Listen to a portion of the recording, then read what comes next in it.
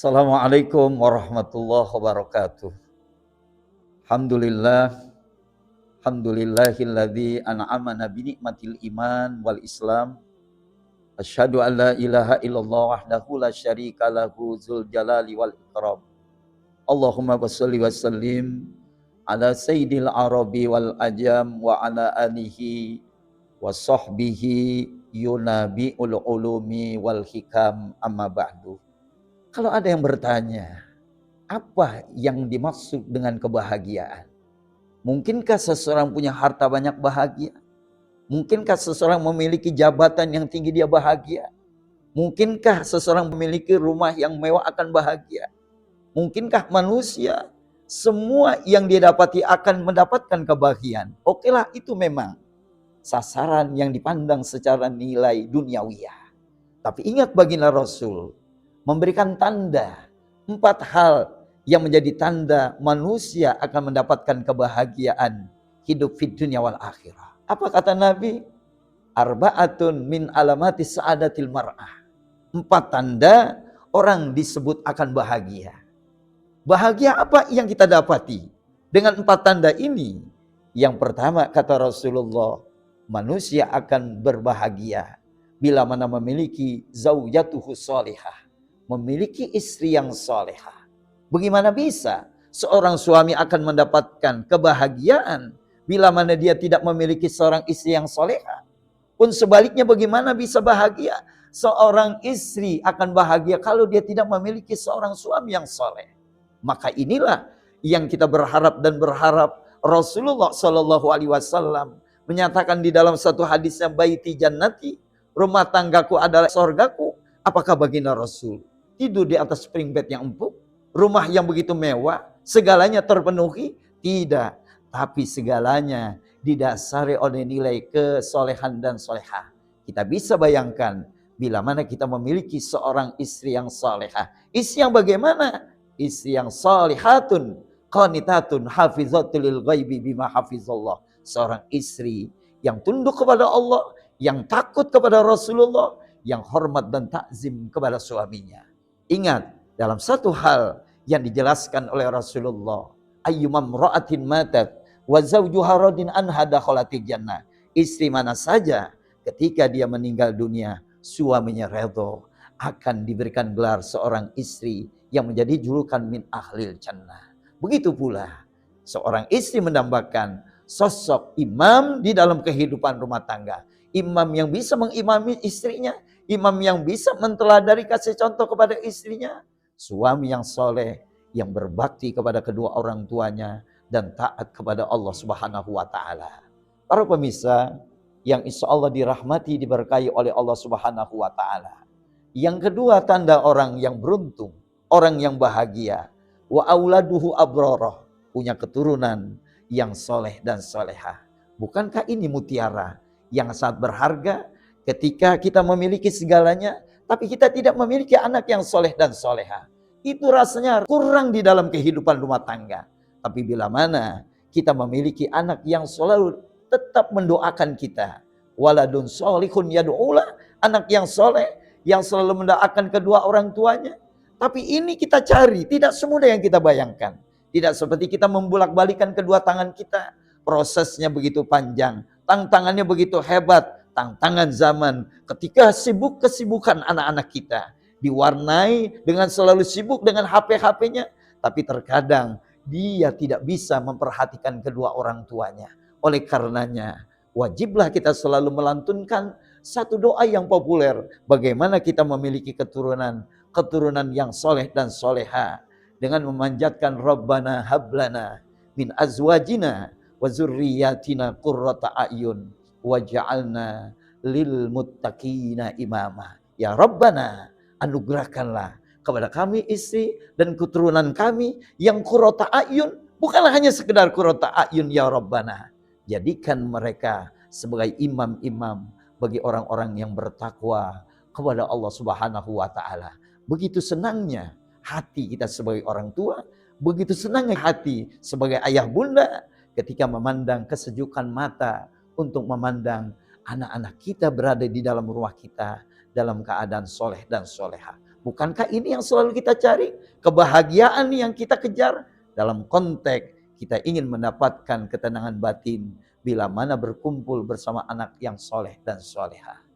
Kaum muslimin, para pemirsa budiman yang dimuliakan dirahmati oleh Allah Subhanahu wa taala. Yang ketiga kata Rasulullah, tanda orang yang bahagia apa? Wa khulata'uhus sholihin. Dia berada rumahnya, bertetangga dengan orang-orang yang soleh, dengan orang-orang yang baik. Man kana yu'minu billahi wal yaumil akhir falyuhsin jarahu. Bukankah Rasulullah memberikan salah satu motivasi sebagai tanda orang beriman kepada Allah dan hari akhir? Dia baik kepada tetangganya. Kalau rumah kita berada di kelilingan orang-orang yang saleh, rumah kita pun akan mendapatkan rahmat keberkahan dari Allah Subhanahu wa taala. Tengah malam dia bersujud, tengah malam dia berdoa, tengah malam dia berbakti kepada Engkau ya Rabbana. Lantunan-lantunan doanya, angkat tangannya dia kepada Allah Subhanahu wa taala. Ini mengiringi keberkahan, kebaikan di sekeliling rumah-rumah yang ada. Makanya betul lantunan baginda Rasul, khulata'uhus sholihin, lingkungan yang saleh, lingkungan yang baik, ini akan menjadi pedoman kebahagiaan hidup kita di dunia yang singkat ini, lebih-lebih kebahagiaan nanti yang kelak abadi di yaumil kiamah. Bagaimana bisa kebahagiaan kelak nanti ketika kita dikumpulkan bersama para nabi dan rasul? Karena kesolehan kita dikumpulkan dengan para ulama, para kiai, orang-orang yang berbakti kepada Allah, para guru-guru. Begitu luar biasanya bahagia kita. Tapi tanpa ini semua, kita sulit mendapatkan kebahagiaan bila mana sekeliling rumah kita penuh dengan perbuatan maksiat, penuh dengan perbuatan durjana, jauh dari nilai-nilai agama. Bagaimana mungkin kita mendapatkan ketenangan hidup di dalam kehidupan yang singkat ini? Kaum muslimin wal muslimat, para pemirsa budiman yang dimuliakan oleh Allah Subhanahu wa taala. Oleh karenanya, yang keempat, kata baginda Rasul, tanda orang yang bahagia. Apa? Warzaqahu fi baladi. Rezeki yang Allah berikan di tempat yang tidak begitu jauh. Alangkah ringannya kita untuk mendapatkan rezeki yang Allah berikan kepada kita tanpa bersusah payah, tanpa kelelahan, tanpa segala-galanya. Bagaimana perasaan kita di balik lelahnya kita mencari rezeki dari Allah, yang sekalipun kita yakini dan percaya bahwa urusan rezeki ini sudah diatur di dalam kudrah iradah Allah Subhanahu wa taala. 40 hari ketika kita diciptakan hanya air mani, 40 kedua segumpal darah, 40 ketiga segumpal daging. 4 bulan Allah telah menentukan nasib kita, umur kita, jodoh, kesengsaraan dan kebaikan kita, termasuk urusan rezeki. Kita berharap bagaimana yang dianugerahkan oleh Allah, rezeki yang halal dan thayyibah, bukan hanya sekedar memberikan manfaat buat diri kita, tapi bisa memberikan kemaslahatan untuk orang lain. Oleh karenanya, bukankah lembaran rezeki yang selalu kita minta di saat kita bermunajah, doa, di saat kita melaksanakan sholat duha, ini yang kita minta kepada Allah. Allahumma in kana rizqi fis sama wa anzilhu, wa in kana fil ardi wa akhrijhu, wa in kana ba'idan faqarribhu, wa in kana haraman fatahhirhu, wa in kana qalilan fakasiru ya Rabb.